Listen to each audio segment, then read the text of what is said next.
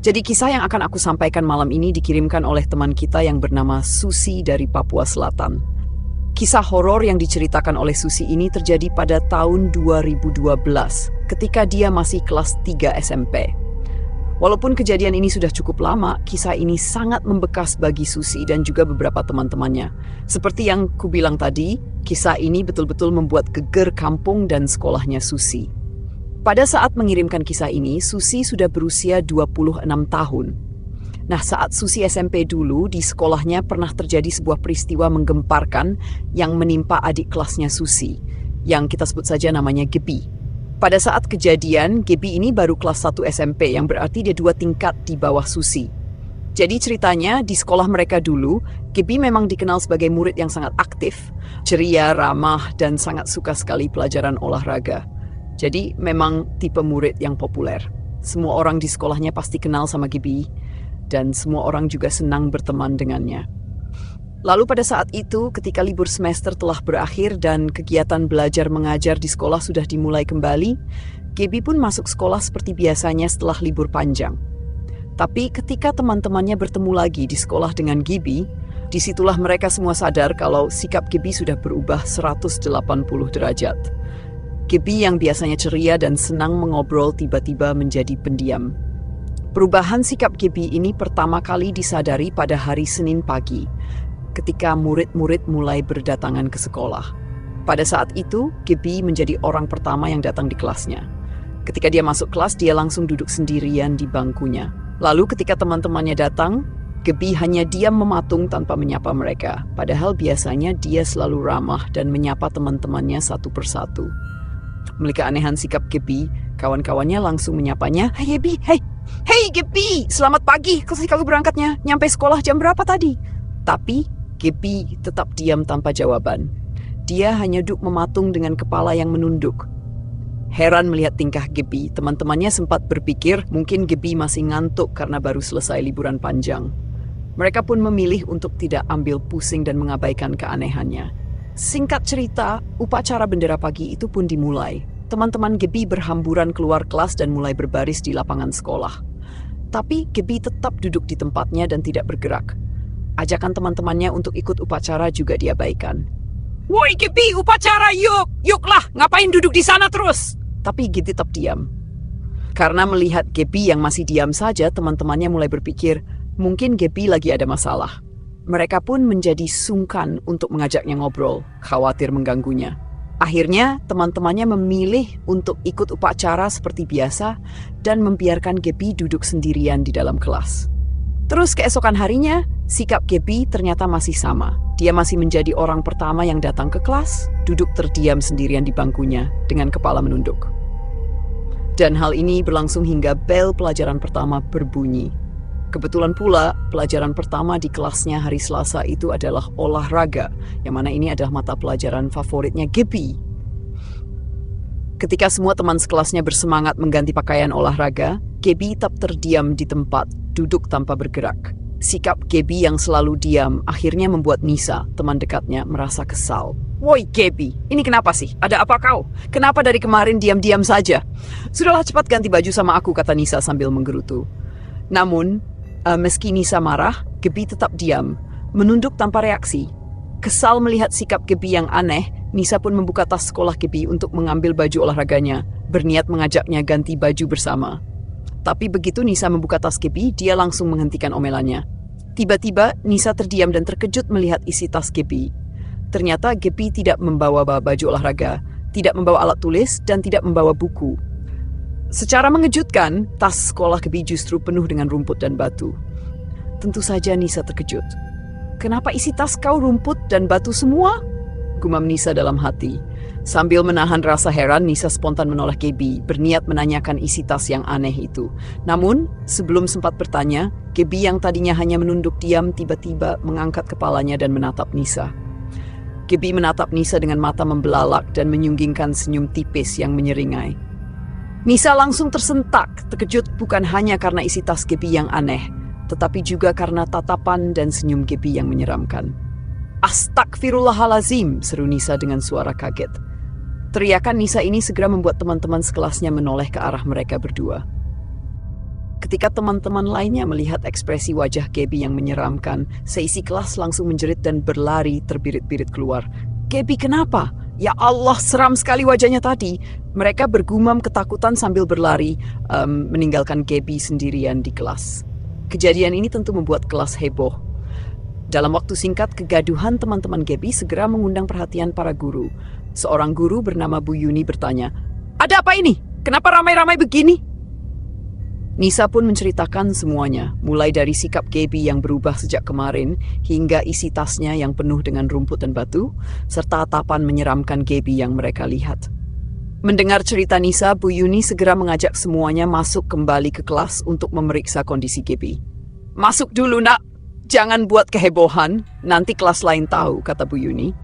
Namun, saat mereka masuk ke dalam kelas, mereka terkejut karena Gaby tiba-tiba menghilang. Bangkunya kosong, dan tidak ada tanda-tanda Gaby keluar melalui pintu maupun jendela yang terkunci. Akhirnya, karena panik, pelajaran olahraga pagi itu ditiadakan. Semua siswa diminta berpencar untuk mencari Gaby. "Kita tidak usah olahraga dulu, cari Gaby sampai ketemu," kata Bu Yuni. Setelah dicari kemana-mana, Gaby tetap tidak ditemukan. Akhirnya, semua teman sekelas Gaby diarahkan kembali ke kelas untuk menunggu. "Kita tunggu saja di sini. Mungkin nanti Gaby kembali ke kelas," kata guru mereka. Namun, sampai bel pulang sekolah berbunyi, Gaby tidak juga muncul. Kejadian Gaby yang tiba-tiba menghilang ini langsung menjadi buah bibir di sekolah. Selain di kalangan siswa, para guru juga membicarakan kejadian ini. Cerita dari para guru bahkan terdengar lebih seram. Para siswa melihat bahwa selama 2 hari terakhir, Gaby berubah menjadi pendiam. Namun, para guru justru mengatakan selama mengajar di kelas Gaby, mereka tidak melihat keberadaannya sama sekali. Para guru mengira Gaby memang tidak masuk sekolah selama 2 hari tersebut, sementara teman-temannya justru mengaku melihat Gaby di kelas. Hal ini tentu membuat semua orang keheranan, meski para guru mencoba berpikir positif bahwa mungkin mereka tidak menyadari keberadaan Gaby karena jumlah siswa yang cukup banyak. Singkat cerita, keesokan harinya, hari Rabu, para murid dan guru mulai berdatangan ke sekolah seperti biasa. Karena kemarin Gaby mendadak hilang, hari ini mereka sangat menantikan kedatangannya untuk memastikan Gaby baik-baik saja. Tapi sampai bel masuk berbunyi, Gaby tetap tidak muncul. Karena khawatir, pihak sekolah yang diwakili oleh Bu Yuni akhirnya memutuskan untuk menelepon orang tua Gaby. Saat dihubungi, ibunya Gaby yang mengangkat telepon. Bu Yuni pun menceritakan semua kejadian yang berkaitan dengan Gaby selama 2 hari terakhir. Mulai dari perubahan sikap Gaby, isi tasnya yang aneh, dan hilangnya Gaby hingga hari ini dia tidak datang ke sekolah. Bu Yuni menutup percakapan dengan bertanya, "Sekarang Gaby ada di rumah, Bu? Apakah kondisinya baik-baik saja?" Mendengar cerita Bu Yuni, ibunya Gaby terkejut. Dengan heran, ibunya berkata, "Bukan, Bu. Tadi pagi Gaby berangkat ke sekolah seperti biasa." "Memangnya tidak ke sekolah?" Bu Yuni menjawab, "Sejak tadi kami tidak melihat keberadaan Gaby. Apa mungkin dia mampir ke rumah temannya?" Ibunya, yang semakin khawatir, segera berkata, "Baiklah, Bu. Bagaimana kalau saya ke sekolah sekarang? Saya jadi panik, takut terjadi sesuatu dengan Gaby." Bu Yuni mengiyakan, "Iya, Bu. Kami tunggu di sekolah." Tidak lama kemudian, ibunya Gaby tiba di sekolah dan langsung masuk ke kelas Gaby. Di depan teman-teman sekelas Gaby, dengan panik, ibunya bertanya, "Anak-anak teman-teman Gaby, apakah benar hari ini Gaby tidak masuk sekolah?" "Iya, Bu. Malah kemarin Gaby tiba-tiba hilang saat jam olahraga, dan kami sudah mencarinya tapi tidak ketemu," jawab salah seorang siswa. "Ya sudah, kalau begitu ibu ke ruang guru dulu ya. Terima kasih informasinya," kata ibunya Gaby. Dengan langkah tergesa-gesa, ibunya Gaby langsung menuju kantor guru untuk bertemu Bu Yuni, guru yang meneleponnya tadi. Saat bertemu dengan Bu Yuni, ibu Gaby tak sanggup lagi menahan rasa khawatir dan sedih. Sambil bercucuran air mata, ibunya berkata, "Bu, bagaimana ini? Gaby kemana? Kok bisa tidak sampai di sekolah? Padahal tadi pagi dia berangkat seperti biasa, salam tangan juga seperti biasanya." Bu Yuni mencoba menenang ibu Gaby. "Tenang, Bu. Tenang, mari duduk dulu, kita bahas masalah ini sama-sama." Setelah agak tenang, barulah ibunya Gaby mulai menceritakan semuanya. "Bu, jadi hari Senin kemarin, Gaby berangkat sekolah seperti biasa. Hari pertama masuk setelah libur, dia berangkat seperti biasa, sempat sarapan, bahkan bercanda dengan adiknya. Kelihatannya baik-baik saja. Tapi saat pulang sekolah, tiba-tiba Gaby terlihat aneh. Dia masuk rumah tanpa mengucapkan salam, langsung masuk kamar tanpa salaman dengan saya. Waktu itu saya samperin ke kamarnya dan menegur, tapi dia malah diam di atas kasur, duduk menghadap tembok. "Begitu ya, Bu?" tanya Bu Yuni heran. "Di sini juga Gaby diam-diam saja hari Senin dan Selasa kemarin." "Iya, Bu. Sejak pulang sekolah hari Senin itu, Gaby jadi pendiam. Awalnya saya pikir mungkin ada masalah dengan temannya, tapi makin lama kok dia makin aneh. Misalnya sering pergi tanpa pamit dan yang paling aneh saat maghrib tiba-tiba sudah ada di rumah kapan dia baliknya. Dan sejak hari Senin sampai pagi ini, saya tidak pernah melihat Gaby makan dan minum," kata ibunya Gaby. "Ya ampun, Bu. Kalau memang begitu keadaannya di rumah dan di sekolah juga perilakunya mendadak aneh, jangan-jangan Gaby kesurupan," ujar Bu Yuni. Mendengar itu, ibunya Gaby makin gelisah. "Astagfirullahalazim. Iya juga ya, Bu. Nanti waktu Gaby pulang, saya coba cari tahu lagi. Semoga dia pulang," kata ibunya. Bu Yuni berusaha menenangkan. "Ibu harus tenang, jangan panik," ujarnya. Akhirnya, ibunya Gaby pulang ke rumah, sementara Bu Yuni kembali mengajar. Sesampainya di rumah, dengan gelisah ibunya Gaby menunggu kedatangan anaknya. Saat jam pulang sekolah tiba, sekitar jam 1 siang, tiba-tiba Gaby sampai di rumah. Sebenarnya ibunya sudah sangat ingin bertanya, "Dari mana saja, Nak? Kenapa tidak datang ke sekolah?" Tapi sebelum sempat menanyakannya, ibunya teringat perkataan Bu Yuni tentang kemungkinan Gaby kesurupan. Khawatir dengan kondisi Gaby, ibunya berpikir keras bagaimana caranya memastikan kondisi anaknya. Tiba-tiba ibunya mendapat ide. "Coba suruh Gaby ke warung. Kalau dia baik-baik saja, seharusnya dia nurut." Ibunya pun berkata, "Gaby, tolong belikan ibu garam ke warung ya. Bawa adikmu sekalian, dia mau jajan." Adik Gaby berusia 5 tahun. Gaby pun menurut. "Iya, Bu," katanya. Tidak lama kemudian, dia beranjak pergi ke warung sambil menggandeng tangan adiknya. Setelah Gaby dan adiknya pergi, ibunya menunggu mereka kembali dengan cemas. Namun, ditunggu-tunggu hingga lewat 1 jam, mereka tidak kunjung kembali. Karena panik, ibunya langsung mendatangi tetangga-tetangganya dan berkata, "Bapak, Ibu, tolong, anak saya tadi pergi ke warung, tapi sudah lebih dari 1 jam belum kembali. Tolong bantu saya mencarinya." Mendengar permintaan tersebut, para tetangga langsung berkumpul untuk bersiap mencari Gaby dan adiknya. Saat para tetangga baru saja akan berangkat mencari, tiba-tiba mereka dikejutkan oleh adik Gaby yang berlari pulang sendirian. Ibunya langsung memeluknya erat dan bertanya, "Ya Allah, Nak, dari mana saja? Kenapa lama sekali pulang? Kakak Gaby mana? Kenapa kau pulang sendirian?" Dengan ekspresi ketakutan, adik Gaby berkata, "Bu, tadi kakak ajak adik ke tempat yang adik tidak tahu di mana. Tapi semua di sana warnanya merah, Bu. Pohonnya merah, batunya merah, jalannya merah. Adik takut, adik sudah ajak kakak pulang, tapi kakak tidak mau adik pulang sendirian." Ucapan adiknya membuat warga kampung heboh. Bersamaan dengan itu, ayahnya Gaby yang seharian bekerja baru saja pulang ke rumah. Ibu Gaby langsung menceritakan semua kejadian aneh ini kepada suaminya. "Pak, anak kita begini. Ceritanya, bapaknya Gaby pun berkata, "Anak kita jelas ada masalah, Bu. Tidak bisa dibiarkan. Ayah akan cari orang pintar yang bisa membantu kita." Ayahnya pun pergi mencari orang pintar.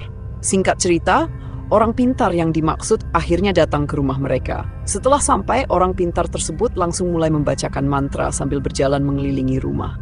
Lalu ia menghampiri ayah dan ibu Gaby dan bertanya, "Maaf, Bu, Pak. Apakah benar saat ini Gaby sedang haid?" "Betul, Pak. Gaby baru saja mendapatkan haid pertamanya."